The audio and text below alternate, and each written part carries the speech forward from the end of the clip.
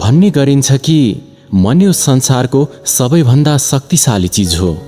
अनि यदि कुनै चिजलाई तपाईले पुरै मनले चाहनुहुन्छ भने त्यसलाई अवश्य नै प्राप्त गर्न सक्नुहुनेछ। यो कुरा मैले भनेको होइन, यस्तो कुरा त सबै महात्मा तथा महापुरुषहरूले भन्ने गर्दछन्। यदि साँच्चीकै यो कुरा सत्य हो भने फेरि हामीले जुन कुरालाई चाहन्छौँ त्यो कुरा हामीले किन प्राप्त गर्न सक्दैनौँ? यो संसारमा कुनै पनि मानिसले कहिले पनि आफू दुखी हुन चाहँदैन, तर पनि विभिन्न कारणले ऊ प्राय दुखी नै रहने गर्दछ। हरेक मानिस यो संसारमा सफल हुन चाहन्छ, धेरै पैसा इज्जत कमाउन चाहन्छ, तर पनि उसले त्यो कुरा प्राप्त गर्न सक्दैन। अनि फेरि यो संसारमा को चाहिँ मानिस त्यस्तो होला जुन मानिस जीवनमा सफल हुन चाहँदैन, पैसा इज्जत कमाउन चाहँदैन, तर पनि मनले केही चाहँदैमा पाइन्छ नै भन्ने कुरामा चाहिँ कसैलाई पनि विश्वास गरिहाल्न गाह्रो नै हुन्छ। यो सोचनीय कुरा छ। अनि यसबाट दुईवटा कुराहरू हाम्रो दिमागमा आउन सक्दछ। या त यो कुरा भन्ने महापुरुषहरू गलत थिए जसले भने कि साँचो मनले चाहेको कुरा अवश्य प्राप्त गर्न सकिन्छ, या त हामी नै गलत छौँ जसले यस्तो कुरामा विश्वास राख्ने गर्दछौँ। आज म जुन कथा प्रस्तुत गर्दैछु त्यसबाट एउटा मन्त्र मिल्नेछ। अनि यदि तपाईले यस मन्त्रलाई बुझ्नुभयो भने तपाईले आफ्नो मनको माध्यमले कसरी कुनै पनि कुरालाई प्राप्त गर्न सक्नुहुनेछ अनि कुनै पनि कामलाई चाहे अनुरूप गर्न सक्नुहुनेछ। त्यसरी नै मनमा कुनै पनि कुराको बीजारोपण कसरी गर्न सक्नुहुन्छ भनेर थाहा पाउनुहुनेछ। यस कथाको माध्यमबाट तपाईले यो कुराको पनि जानकारी प्राप्त गर्न सक्नुहुनेछ कि आकर्षणको नियम यानि कि ल अफ एट्र्याक्सनको माध्यमबाट कसरी आफूले आफ्नो मनलाई काम गराउन सकिन्छ भनेर। कथा छोटो अनि सरल रहेको छ, तर यसको भाव भने गहिरो रहेको छ, शिक्षाप्रद छ। त्यसैले कथालाई अन्त्यसम्म ध्यान लगाएर सुन्नुहोला। एक समयको कुरा हो, एउटा मानिसको जीवनमा केवल दुःख मात्र थियो। उसले जे काम गर्दथ्यो त्यो काम कहिले पूरा हुँदैनथ्यो। दिगदार भएर जब ऊ घरमा आउँथ्यो फेरि घरमा पनि केवल समस्या मात्र रहेको पाउँथ्यो। कसैसँग सहयोग मागे पनि कसैले उसलाई सहयोग पनि गर्दैनथे। यस्तो लाग्दथ्यो कि चारैतिरबाट दुःखको पहाडले उसलाई थिचेको थियो। उसले बुझ्न नै सकेको थिएन। अनि दुःखबाट कसरी छुटकारा पाउने उसले कुनै उपाय सोच्न नै सकेको थिएन।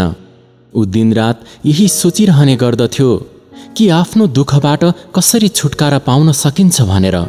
यस्तै कारणले ऊ रातभरि राम्रोसँग सुत्न पनि सक्दैनथ्यो, जसको कारण उसको शरीर पनि सधैँ भारी रहने गर्दथ्यो। फुर्तिलोपना उसमा थिएन। आँखाको मुनि यही कारणले कालो धब्बा बनिसकेको थियो। यसैबाट पनि थाहा पाउन सकिन्थ्यो कि त्यो मानिस कति दुखी अनि चिन्तित थियो भनेर। कहिलेकाहीँ त उसको मनमा आत्महत्या गर्ने सम्मको पनि विचार आउने गर्दथ्यो। तर पनि उसले जब आफ्नो परिवारको बारेमा सोच्ने गर्दथ्यो त्यसपछि आफ्नो मनलाई चित्त बुझाउने काम गर्दथ्यो। ऊ यति धेरै दुखी भयो कि अन्तत उसले निर्णय लियो कि जसरी भए पनि म आफ्नो दुःखबाट छुटकारा पाउने नै छु। मैले चाहे जेसुकै गर्न किन नपरोस्, जतिसुकै काम किन गर्न नपरोस्, चाहे मलाई आगोको भुङ्रोमा नै हिँड्न किन नपरोस्, तर यो दुःखबाट छुटकारा पाएर नै छोड्नेछु भन्ने उसले अठोट लियो। यस्तो विचार गरेर उसले आफ्नो साथीसँग यस्तो अवस्थाको बारेमा सल्लाह लियो। म यो दुःखलाई के गरौँ, यसबाट म कसरी छुटकारा पाऊँ? उसको साथीले भन्यो, तिमी एउटा काम गर, तिमी कुनै बाबा भएको ठाउँमा जाऊ, किनकि बाबाहरूसँग सबै दुःखको कारण अनि त्यसको समाधानको लागि उपाय रहने गर्दछ। अनि मानिसहरूको जीवन पनि उनीहरूले खुसीले भरिदिने गर्दछन्। त्यसैले पहिला त तिमीले कुनै यस्तो बाबालाई भेट जसबाट तिम्रो सबै समस्याहरूको समाधान होस्। यस्तो कुरा आफ्नो साथीले भनेको सुनेर त्यो मानिसलाई पक्का भयो कि अब मेरो दुःख त कुनै बाबाले नै अन्त्य गर्नुहुनेछ। त्यसै कारणले पनि अब उसले जुन बाबाको बारेमा जानकारी प्राप्त गर्दथ्यो त्यही बाबालाई भेट्न जाने गर्दथ्यो। जुन बाबालाई भेट्दथ्यो त्यो बाबालाई उसले आफ्नो समस्या भन्ने गर्दथ्यो अनि समाधानको उपाय सोध्ने गर्दथ्यो।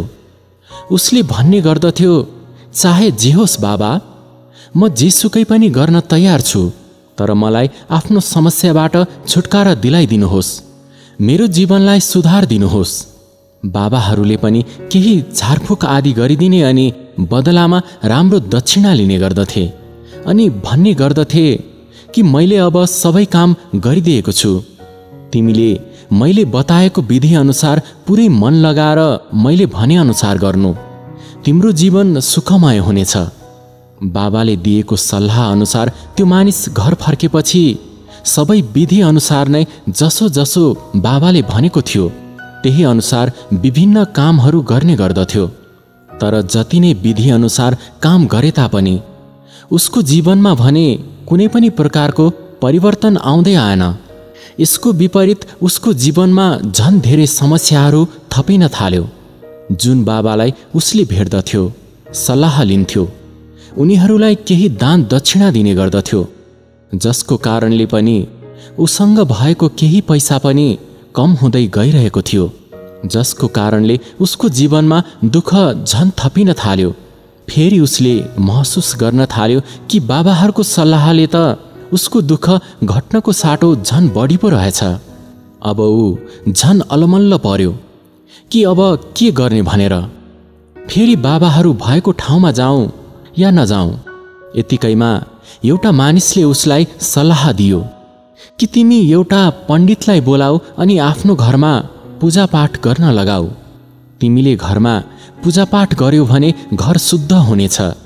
केही नकारात्मक ऊर्जाहरू तिम्रो घरमा छन् भने पनि तिनीहरू घर बाहिर जानेछन् अनि मनमा पनि शान्ति हुनेछ। त्यो मानिसलाई यस्तो सल्लाह धेरै राम्रो लाग्यो अनि उसले एउटा पण्डितलाई बोलाएर आफ्नो घरमा राम्रोसँग पूजापाठ गर्न लगायो। घरमा पूजा लगाउने कार्यक्रम राम्रोसँग सम्पन्न भयो। पूजापाठ गरे बापत पण्डितले राम्रो दक्षिणा लिनुभयो अनि त्यहाँबाट जानुभयो। यति गरेको केही दिनपछि त्यो मानिसलाई महसुस भयो कि उसको जीवनमा त अझै पनि केही परिवर्तन आएको नै छैन। अब भने त्यो मानिस पूर्ण रूपमा दुखी भयो, अझ धेरै चिन्तित भयो। अब उसलाई लाग्न थालिसकेको थियो कि मेरो जीवनमा कहिले पनि दुःख कम हुने छैन। हरेक समय जसो यही सोचेर बस्नाले त्यो मानिसको धेरै खराब स्थिति भइसकेको थियो। फेरि एक दिन उसले एउटा साथीबाट एउटा बाबाको बारेमा जानकारी पायो, जुन बाबा समस्याको समाधान भन्नको लागि कुनै पनि दान दक्षिणा लिने गर्दैनथे। त्यो मानिसलाई लाग्यो कि यो बाबा अरू बाबाहरू जस्तो हुन सक्दैन, किनकि यो बाबाले त कुनै दान दक्षिणा केही पनि लिँदैनन् अनि यदि केही पनि कुरा लिँदैनन् भने पक्कै पनि यी बाबा कुनै सिद्ध बाबा हुनुपर्दछ। त्यो मानिसले त्यही सोचेर ऊ त्यही बाबा भएको ठाउँमा गयो। जब त्यो मानिस बाबा भएको ठाउँमा पुग्दछ त्यति बेला बाबा भने ध्यान गरेर बसेको हुन्छन्। यस्तो देखेर त्यो मानिस बाबा कहिले ध्यानबाट बाहिर आउनुहुन्छ भनेर त्यही कुरेर बसिरहन्छ। केही समयपछि जब बाबाले आँखा खोल्छन् तब बाबाले एउटा दुखी अनि चिन्तित मानिस आफ्नो अगाडि बसेको देख्छन्। बाबाले त्यो मानिसको अनुहार देखेर नै थाहा पाउँछन् कि यो मानिस आफ्नो जिन्दगीदेखि धेरै चिन्तित अनि दुखी छ भनेर। बाबाले उसलाई सोध्छन्, बालक के चाहन्छौ तिमी मबाट अनि म भए ठाउँमा के लिन भनी आएका छौ? यस्तो बाबाले सोधेपछि अब भने त्यो मानिसले भन्यो, बाबा म आफ्नो जिन्दगीदेखि धेरै नै चिन्तित छु। मैले आफ्नो दुःख हटाउनको लागि धेरै तरिका अपनाएँ। मैले हरेक ती तरिकाहरू अपनाएँ जुन अरू बाबाहरूले भने। हरेक काम गरेँ जुन मानिसहरूले मलाई भने, तर पनि मेरो जीवनमा रहेको दुःख भने कहिले पनि कम भएन बाबा। यसको विपरीत मेरो जीवनमा दुःख अनि चिन्ता झनै धेरै थपिन थाल्यो। मैले केही अनुमान नै गर्न सकेको छैन कि अब के गरौँ। कहिले कहिले त आत्महत्या गर्नेसम्मको विचार पनि दिमागमा आउने गर्दछ। तर फेरि आफ्नो परिवारको बारेमा विचार गरेर उनीहरूको मायाले त्यस्तो गर्नबाट पछि हट्ने गर्दछु। मैले तपाईको बारेमा धेरै सुनेको छु अनि धेरै आश लगाएर तपाईँ भएको ठाउँमा आएको छु। कृपा गरेर कुनै यस्तो तरिका बताइदिनुहोस् जसबाट म आफ्नो जीवनमा रहेको दुःखबाट छुटकारा पाउन सकूँ। म आफ्नो जीवनमा रहेको दुःखबाट छुटकारा पाउनको लागि जेसुकै पनि गर्न तयार छु। मलाई कुनै तरिका बताउनुहोस्। त्यो तरिका जति नै अप्ठ्यारो अनि असम्भव किन नहोस्, म त्यसलाई गर्ने नै छु। यस्तो कुरा त्यो मानिसको सुनेपछि बाबाले महसुस गरे यो मानिस त साँच्चै नै दुखी छ। अनि बाबाले भने, बालक, दुःखबाट पार पाउनको लागि मन्त्र यसै सजिलोसँग मिल्ने गर्दैन। मन्त्र उपाय पाउनको लागि केही गर्नुपर्ने हुन्छ। के तिमी जे गर्नको लागि पनि साँच्चै तयार छौ त? यस्तो बाबाको कुरा सुनेर त्यो मानिसले पहिला त सोच्यो कि यो बाबाले पनि मसँग केही दान दक्षिणा नै माग्नेछन्। तर पनि कुनै अरू उपाय नभएको कारण त्यो मानिसले भन्यो, बाबा, तपाईँ जति दान दक्षिणा भन्नुहुन्छ म दिनको लागि तयार छु। तर तपाईँको मन्त्र भने साँचो अनि असर गर्ने खालको हुनुपर्दछ। त्यसबाट मैले चाहे अनुसारको फल पाउन सक्नुपर्दछ। त्यसपछि तपाईँले जे भन्नुहुन्छ म तपाईँलाई दिनको लागि तयार छु। बाबाले भने, दान दक्षिणाको कुरा त धेरै सानो कुरा हो, मलाई त्यो चाहिँदैन। त्यसपछि त्यो मानिसले केही सोचविचार गरेर भन्यो, बाबा, यदि तपाईँले भन्नुभयो भने म आगोको भुङ्ग्रोमा हिँड्नको लागि पनि तयार छु। केवल तपाईँले आज्ञा दिनुहोस्। बाबाले भने, म तिमीलाई त्यस्तो सानोतिनो कुरा पनि गर्न लाउने छैन।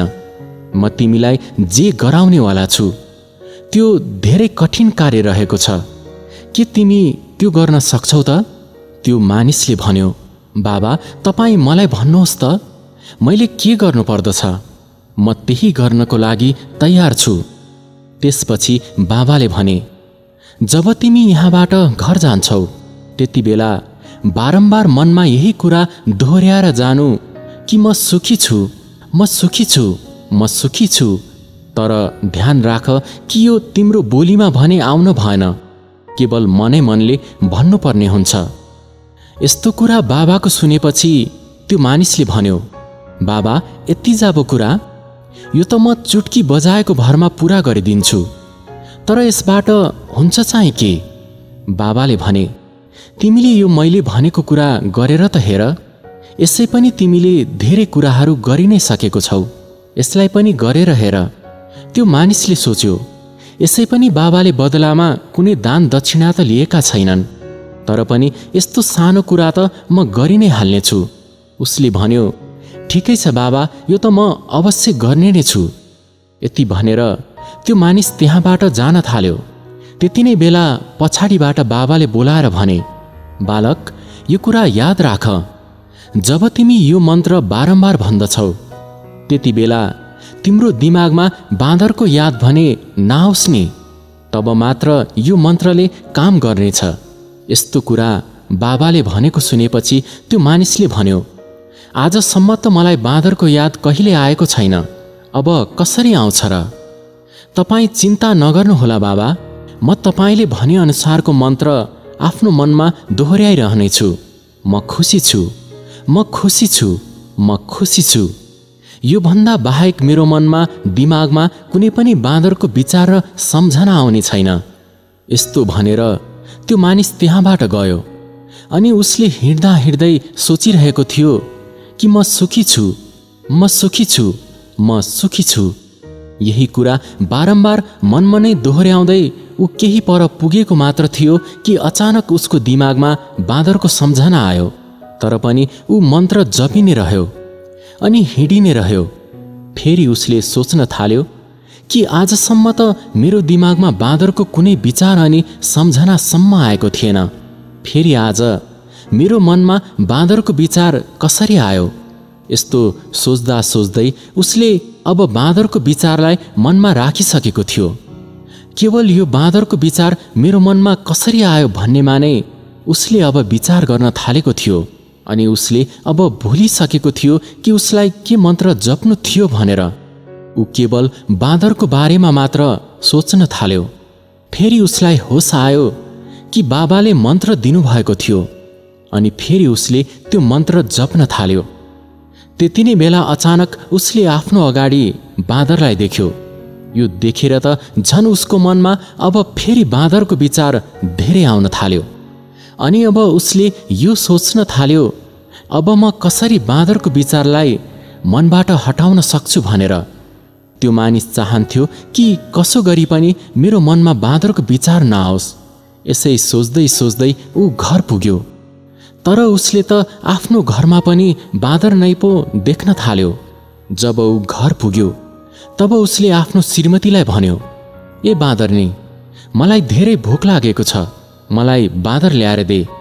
यस्तो भने लगत्तै ऊ झसङ्ग भयो अनि सोच्न थाल्यो कि यो मैले के भनिरहेको छु। उसलाई आफ्नो सोच अनि आफैदेखि रिस उठेर आफ्नै कपाल भुतभुताउन थाल्यो। उसले आफ्नो टाउको घरको भित्तामा ठोकाउन थाल्यो। ऊ सोच्न थाल्यो कि आजसम्म मेरो दिमागमा बाँदरको कल्पनासम्म नआएकोमा फेरि आज मलाई यो के भयो कि अचानक हरेक ठाउँमा बाँदर मात्र देखिरहेको छु, सोचिरहेको छु। यो कस्तो अचम्म भयो। यही कुरा सोच्दा सोच्दा त्यो मानिस रातभरि सुत्नसम्म पनि सकेन। अनि बिहान हुने बित्तिकै ऊ बाबा भएको ठाउँमा फेरि गयो अनि बाबाको पाउमा परेर भन्न थाल्यो, बाबा, थाहा छैन यो कस्तो अचम्म भइरहेको छ। हिजोसम्म मलाई कहिले पनि बाँदरको यादसम्म पनि आउँदैनथ्यो। तर हिज जब तपाईँले भन्नुभएको थियो कि तिम्रो मनमा बाँदरको विचार समेत आउन हुँदैन, त्यति बेलादेखि मेरो मनमा दिमागमा बाँदर नै बाँदर आइरहेको छ अनि देखिरहेको पनि छु। त्यो मानिसले भन्यो कि अहिले मैले त तपाईँ पछाडि रहेको रुखमा पनि बाँदर बसेर केरा खाइरहेको देखिरहेको छु। यस्तो के भइरहेको छ बाबा? त्यो मानिसको यस्तो कुरा सुनेर बाबा हाँस्न थाल्नुभयो अनि भन्नुभयो, बालक, मनको जाल एउटा यस्तो जाल हो जसलाई बुझ्नलाई त्यति सजिलो छैन। बाँदर त त्यति बेला पनि त्यही बाटोमा थियो जब तिमी म भएको ठाउँमा आएको थियौ, अनि बाँदर त्यही बाटोमा नै थियो जब तिमी म भएको ठाउँबाट गएका थियौ। तर त्यति बेला तिम्रो दिमागमा ती बाँदरहरू थिएनन्। तिम्रो दिमागमा त केवल तिम्रो दुःख मात्र थियो। त्यसपछि बाबाले त्यो मानिसलाई भन्नुभयो, बालक, हामी जे चिजबाट टाढा भाग्न चाहन्छौँ त्यही चिज हाम्रो मनमा पुरै तरिकाले गढेर बस्ने गर्दछ, मनलाई बाँधेर राख्ने गर्दछ। वास्तवमा हामी त्यही कुराबाट छुटकारा पाउन चाहन्छौँ जुन चिज हामीले नचाहँदा नचाहँदै हाम्रो मनमा गढेर बसेको हुन्छ। अनि हामी जति त्यसबाट छुटकारा पाउन चाहन्छौँ तर त्यो भने हाम्रो मनमा त्यति नै गहिराइमा गढेर बस्दछ। अन्ततः त्यो हाम्रो अन्तर्मनमा समेत बस्न सफल हुन्छ। बाहिरबाट त हामी चाहन्छौँ खुसी रहन अनि हामी भन्ने गर्दछौँ म खुसी छु, सुखी छु भनेर, तर हाम्रो मनमा भने दुःखले भरिएको हुन्छ। अनि हाम्रो भित्री मनले, दिमागले केवल दुःखै दुःख मात्र देख्ने गर्दछौँ। त्यसै कारणले पनि बारम्बार आफ्नो मुखले म सुखी छु भनिराख्नाले पनि हामी सुखी हुन सक्दैनौँ। हामी सुखी तब मात्र हुन सक्दछौँ जब यो मन्त्र हाम्रो अन्तर्मनमा प्रवेश गराउन सक्दछौँ। यस्तो कुरा बाबाको सुनेर त्यो मानिसले भन्यो, हे बाबा, यसो हो भने हाम्रो अन्तर्मनमा यस्तो मन्त्रलाई कसरी प्रवेश गराउने? यो सुनेर बाबाले भने, हे बालक, आफ्नो दुःखसँग लड्न बन्द गरिदेऊ। जब जब तिमी आफ्नो दुःखलाई पन्छाउने अनि टाढा भगाउने सोच्ने गर्दछौ तब तब त्यो दुःख तिमीसँग टाँसिएर नै बस्ने गर्दछ। आफ्नो मनको भित्र घर बनाएर बस्ने गर्दछ। अनि जुन दिन तिमी ती दुःखहरूको बारेमा सोच्न नै छोडिदिन्छौ, त्यही दिनदेखि ती दुःखहरू पनि तिम्रो जिन्दगीबाट हराएर जानेछ। किनकि हामीलाई कुनै कुराबाट छुटकारा पाउनको लागि त्यो कुरालाई सोच्नुपर्ने हुन्छ। अनि हामी जति त्यो कुराको बारेमा सोच्ने गर्दछौँ, त्यो कुरा पनि त्यति नै हाम्रो भित्री मनमा प्रवेश हुँदै जाने गर्दछ। हामी धेरै जसो समय आफ्नो दुःखको बारेमा नै सोच्ने गर्दछौँ। हामी यही सोच्ने गर्दछौँ, मेरो जीवनमा दुःख छ अनि यसबाट कसरी छुटकारा पाउन सकिन्छ। यसै कारणले बारम्बार सोचिरहनाले दुःख हाम्रो भित्री मनमा पुग्दछ, जुन कुराको हामीलाई पत्तो समेत हुँदैन। त्यसैले पनि यदि तिमी दुःखबाट छुटकारा पाउन चाहन्छौ भने मेरो जीवनमा यस्तो दुःख छ भनेर सोच्न समेत छोडिदेऊ। कुनै पनि मानिसको जीवनमा दुःखको साथसाथै केही खुसीहरू पनि अवश्य हुने गर्दछन्। तिमी पनि आफ्नो जीवनमा भएको खुसीका कुराहरू सम्झने गर अनि त्यसैमा रमाउने गर। प्राय मानिसहरू धूम्रपान छोड्न चाहन्छन्, मदिरा छोड्न चाहन्छन्। बिहान उठ्ने बित्तिकै बाचा गर्दछन् कि आज म कुनै गलत काम गर्दिन भनेर। जब ऊ साँझमा घर फर्किन्छ तब ऊ मातेर फर्केको हुन्छ। यस्तो किन हुन्छ? कसरी हुन्छ? जे चिज हामी गर्दिन भनेर सोच्दछौँ त्यसलाई पुरा नै गर्न सक्दैनौँ। वास्तवमा हामीले त्यो चिजलाई धेरै महत्त्व दिइरहेका हुन्छौँ, त्यसैको बारेमा हरदम सोचिरहेका हुन्छौँ, त्यसको महत्त्व अनि आवश्यकताको बारेमा सोचिरहेको हुन्छौँ। त्यसैले पनि कुनै चिज छोड्नको लागि गरिएका विभिन्न बाचाहरूलाई हामी पुरा नै गर्न सक्दैनौँ।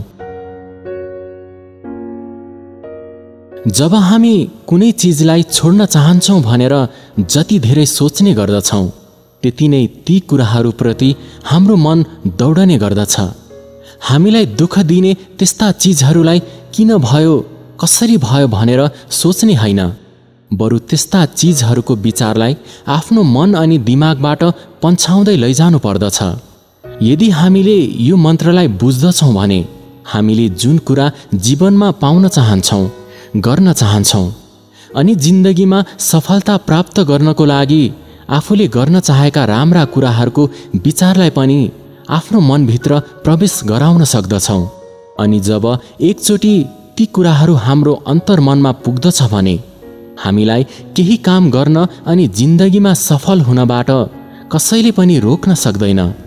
जीवनमा जस्तोसुकै दुःख कष्ट किन नआओस्, तर पनि हामी खुसीसँग जीवन बिताउन सक्दछौँ।